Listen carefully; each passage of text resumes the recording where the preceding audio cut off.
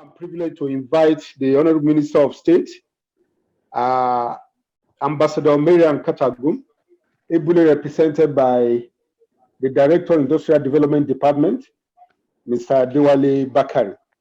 Mr. Bakare, please, your speech for the minister is on now. You have the floor. Thank you. Thank you very much, moderator.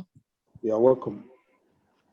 The President, Abuja Chamber of Commerce and Industry, the Director General of Small and Medium Enterprise Development Agency of Nigeria, the Vice President, Commerce, other distinguished participants, ladies and gentlemen. The Honourable Minister of State has specifically directed that I should tender an apology for her inability to be part of this webinar.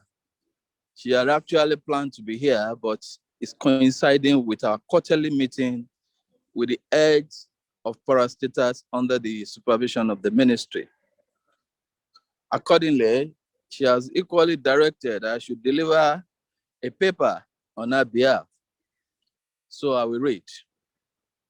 I am delighted to be a guest speaker at this webinar as part of activities marking the commemoration of the 2021 Micro, Small and Medium Enterprises Day.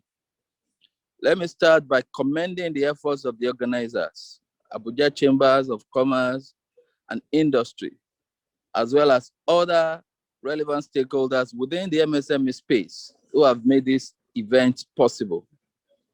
It is imperative to recall that the United Nations General Assembly at its 74th plenary held in 2017 declared 27th June every year as World MSMEs Day in recognition of the importance of MSMEs in promoting innovation, creativity, and decent work for all operators in the MSME space, and equally in achieving the goals of the 2030 Agenda for Sustainable Development Goals.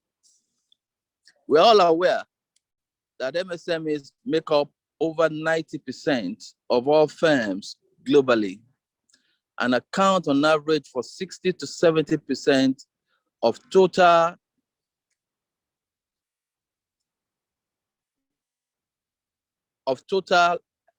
employment and 50% of GDP worldwide.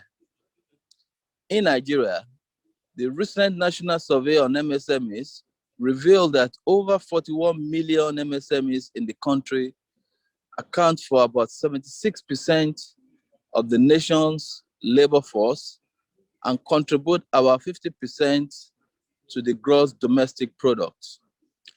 The MSME sector plays a pivotal role in stimulating economic growth and providing employment to vulnerable groups such as youth, women, and the poor.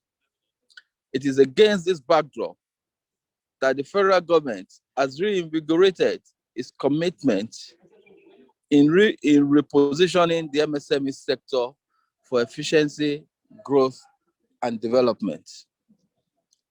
The Federal Ministry of Industry, Trade and Investment has equally continued to explore possible intervention to cushion the effects of the economic downturn, especially on small businesses, by providing palliative to enable recovery, sustenance, and improvement under the Economic Sustainability Plan. Some of these interventions include the 75 billion MSME Survivor Fund and Guarantee Uptake schemes. Distinguished ladies and gentlemen, as we are all aware, the revised MSMEs policy was recently approved by the Federal Executive Council. This policy document is the outcome of a rigorous exercise embarked upon by all stakeholders in the MSME space and a clear reflection of the resolve by the federal government to ensure that policies and programs towards MSMEs development are deliberately crafted to yield the desired output for MSMEs growth and development. The revised policy on MSME has taken cognizance of innovation, harmonization of MSME's categorization, as well as other reforms that have taken place in the MSME space during the tenure of the SWR policy.